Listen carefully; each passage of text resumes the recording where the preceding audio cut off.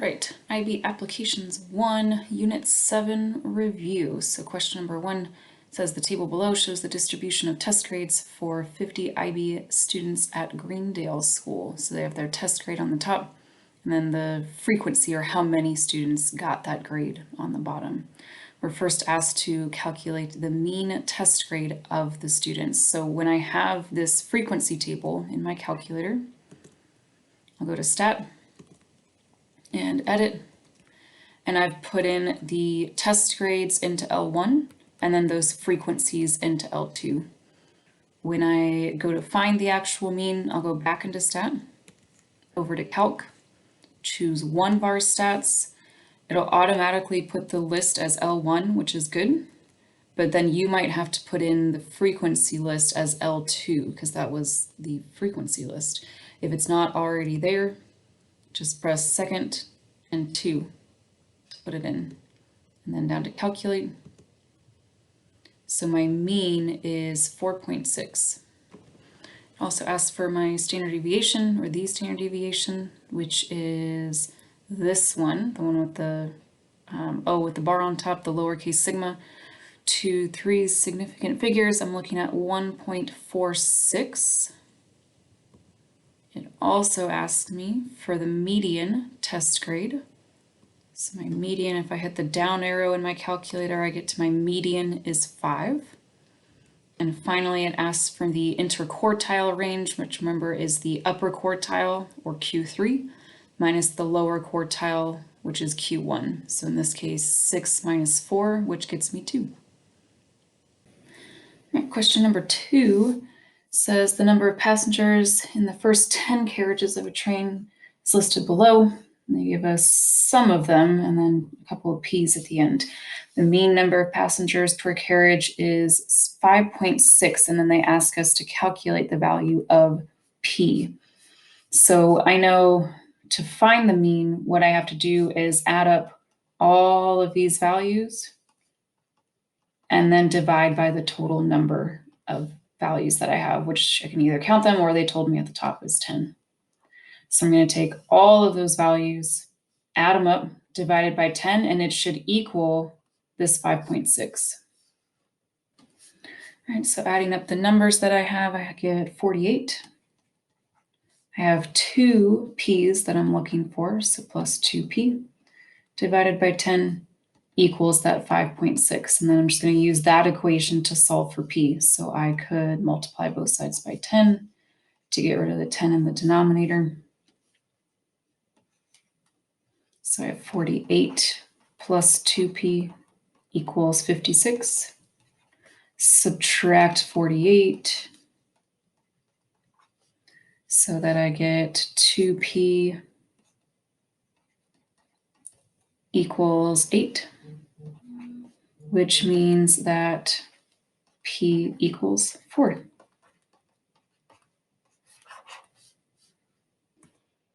And part B, finding the median number of passengers per carriage. I can either put these in order, or now that I know what P is, I can put them all in the calculator and put that in order. Either way, putting them in increasing order, I get this. If I want to do it by hand, I just look for the middle terms, and in this case, both of these are in the middle. I'll take the average of them, so I'm looking at 5.5. Or I could put all of these in the calculator with the 2 4s that we just found, and then just have that find the median, either way. All right, and part C of number 2, if the passengers in the 11th carriage are also included, the mean number of passengers per carriage increases to 6. And we're determining the number of passengers in that 11th carriage. So we already know, well, we know a couple things. We know the mean is now 6, or 6.0. We know there are now 11 carriages. We know from the original information that there was 48, plus we found those 2 4s for the P, so that's plus 8, plus this new 11th carriage. So that means, sorry, that looks so weird. So that means we're looking at 56 plus x over 11 equals our 6.0 or our 6. So same kind of deal as solving from 2a, that I can multiply both sides by 11 to get rid of that fraction. So I get 56 plus x equals 66, and then subtract 56 from both sides. So that means that 11th carriage carried 10 passengers. Number 3, for a study, a researcher collected 200 leaves from oak trees. After measuring the lengths of the leaves in centimeters, she produced the following cumulative frequency graphs. We have this nice little cumulative frequency graph here. Part A, we're being asked to write down the median length of these leaves. So median length means 50% of my total number of leaves, which is 200, is 100. So half of 200 is 100. I find that 100 on my y-axis, and I go over, remember drawing as straight a line as possible, and straight down, or as straight as possible. Luckily, these end up on those kind of thicker lines of my graph. So I'm looking at 9 centimeters. Part B, write down the number of leaves with a length less than or equal to 8 centimeters. All right, so less than or equal to 8 centimeters. Now they're going backwards. So centimeters, remember that's what we're measured in. 8 centimeters, I'm going up and over. And since they're asking for less than or equal to 8 centimeters, I can just use that 40 as my answer, because remember, cumulative frequency includes all the information up to and including that value. So 40 leaves.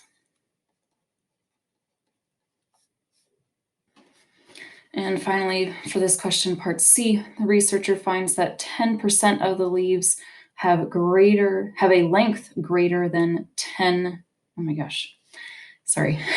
The researcher finds that 10% of the leaves have a length greater than k centimeters, and we're trying to find that value of k. So 10% of the leaves greater than 10, oh my gosh, 10% of the leaves greater than k centimeters. So that means I'm looking for the top 10%, or top 10% would be the same thing as the 90th percentile. So I'm going to look for 90%. First, I'm going to look for 90% of 200, which means I'm looking at 180. And then with my graph, I'll go from 180 over to my graph, and then as straight down as I can. It's going to land, oh my gosh, sorry, it's not a straight line, but it's going to land, looks like right in the middle of 10 and 11. So I'm going to go with 10 and a half. I think we would take anything, within this block, I think. But I'm going to say that it's 10 and a half for the line that I drew, even though it didn't start out very straight, but it's pretty close at the end. 10.5 centimeters. Number 4, a sample of 120 oranges was tested for vitamin C content. The cumulative frequency curve below represents the vitamin C content in milligrams of these oranges. And we're asked to find these values, giving our answer to 1 decimal place. So my median, again, 50% of my total is 120. So 50% of 120 is 60. I'll go 60 over to my graph and straight down. So halfway between 32 and 33 means I'm looking at 32.5. We're in milligrams. Part 2 asks for the lower quartiles. Remember, that is the bottom 25%. So 25% of 120 is 30. I should have changed color on that. So 30%, or sorry, not 30%, but just 30 over and down. So realizing that there are 10 little boxes between each number. So that means this, it landed right on that box. So I'm looking at 31.9 milligrams. And then my upper quartile, which is 75% of 120. Oops. Which is 90. Going to my graph, 90 over and down.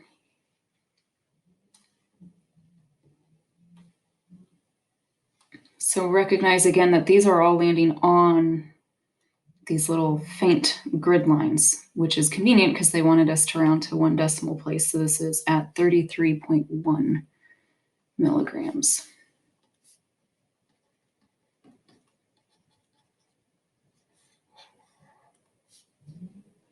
For B, the minimum level of vitamin C content was 30.1 milligrams. The maximum level was 35 milligrams, and they want us to draw a box and whisker diagram on the grid below to represent that vitamin C content. So they just gave us the min is 30.1, the max is 35.0.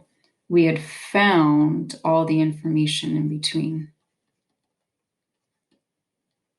in part A. So my lower quartile was 31.9, my median was 32.5, and my upper quartile was 33.1. So again, drawing my box and whiskers, I'll start with the box, which is this middle information. So 31.9. And again, it doesn't matter how tall you make it, just as long as it's tall enough that we can kind of tell what's going on there. So I'm going to go 31.9. If you can draw straight lines better than I can, please do. To 33.1. Boxing that in from my lower quartile to my upper quartile. And cutting it at my median at 32.5. So remember that median isn't necessarily smack dab in the middle. It's just wherever that median value lies. This is pretty close in the middle, but not exact. And then we draw our whiskers out to the minimum and the maximum. So my minimum was 30.1. And my maximum was 35. Technically speaking, they should be on the same line in terms of I'm using that same grid line, especially in virtual world. If they're a little bit off, that's okay. Number 5, the table below shows the number of words in extended essays of an IB class. So note that this time they are giving it to us in intervals and then the frequency below it. And we're being asked to first draw a histogram on the grid below. So remember histograms, luckily they set it up perfectly for us that there's no breaks in your bars at all. They're right next to each other.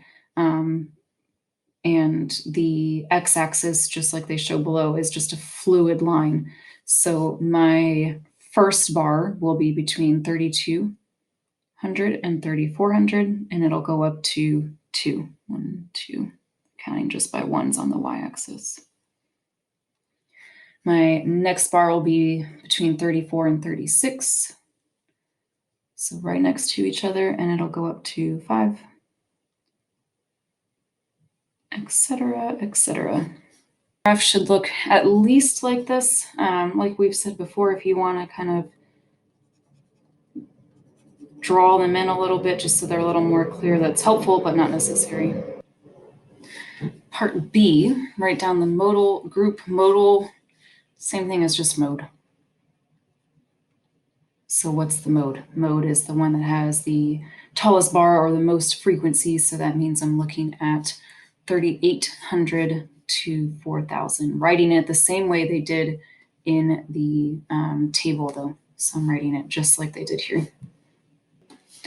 And part C, estimating the mean number of words in the extended essays. Estimating not because they just want you to guess, but because they don't give you the exact values of these 2 essays or these 5 essays. So in order to estimate the mean, we need to, instead of using 3,200 or 3,400, we're using the mid-interval value of this. So halfway between 3,200 and 3,400 would be 3,300. So this is going to be going into my L1, into my calculator. 3,300, 3,500, 3,700, 3,900, and 4,100. And then my L2 will go my frequencies. And this will work just like we did in problem number 1, where when you have these in L1 and your frequencies in L2, you will do the 1-var stats, making sure that you have L2 listed as your frequency. When you do that, your calculator will give you that your mean is 3757.1428, etc. So we could at least, at the very least, to 3 sig figs, say that we're looking at 3760. But as long as you have at least 3 sig figs, you're good to go. And putting our label of words in there as well. Problem number 6, consider the frequency histogram for the distribution of the time in minutes of telephone calls that Helen made last week. So a nice histogram here. And then we're asked to first complete this frequency table for this distribution. So just taking the height of the histogram and transferring it into our tables. So between 0 and 5, we had 12 phone calls. Between 5 and 10, we had 4. Between 10 and 15, we had what looks to be halfway between 4 and 6, or 4 and 8, so 6.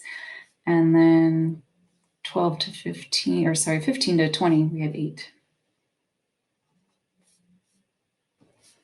Part C, writing down the modal class, again, just the mode, which one had the highest bar or the most frequencies, and we're looking at between 0 and 5. Again, rewriting it exactly how they have it written in the table. That's what they're asking. Part C, writing down the mid-interval value of the 10 to 15 class. So mid-interval value just halfway between our 2 end caps of the interval. So halfway between 10 and 15 is 12.5. Again, they'll usually ask that. We've seen these before. They'll usually ask that when they're leading up to finding the estimate for the mean time. So knowing that they asked that, you usually know what's coming next in terms of asking for the mean, because now we know, because again, just like number 5, we have these intervals. So in my calculator into L1, I'll put all of these mid-interval values. So I just found this one. Between 0 and 5, it's 2.5. Between 5 and 10, it's 7.5. 15 to 20 is 17.5. So these will go in for my L1 in my calculator, and my frequency, or the number of telephone calls, will go into my L2 into my calculator, doing the 1-var stats, making sure it says that my frequency list is L2. My calculator gives me something that looks like this, 9.16 repeating, which means to 3 sig figs, I'm looking at 9.17 minutes. And finally, number 7, the daily rainfall for the town of St. Anna is collected over a 20-day period of time. The collected data are represented in the box and whisker plot below. You're first asked to write down the lowest daily rainfall. So my lowest, meaning my minimum value, is 6 millimeters. My highest daily rainfall, aka my maximum, is 20 millimeters. Part B, state what the value of 12 millimeters represents. So 12 millimeters, which is right here.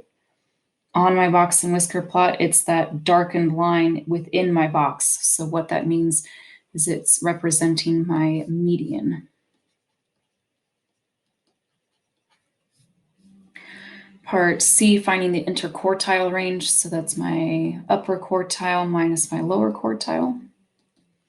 My upper quartile on the right side of my box and whiskers is 14, minus my lower quartile on the opposite end is, now they're in the middle, but remember we're counting by twos, so this is at 9, which means I'm looking at 5 millimeters.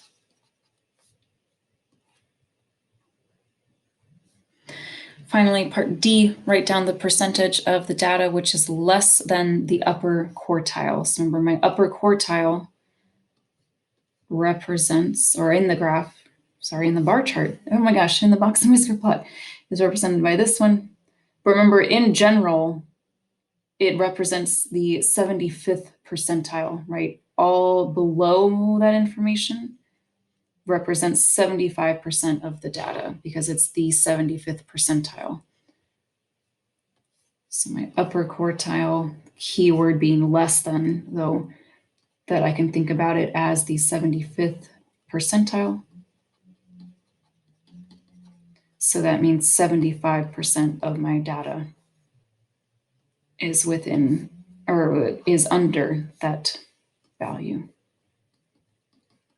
If they said, what percentage of the data is greater than the upper quartile, that means I'm looking on the opposite end. So 25% would be greater than it. So it's, you got to pick out the keywords there, less than and the upper quartile. That's why we can just use that 75th percentile as our answer.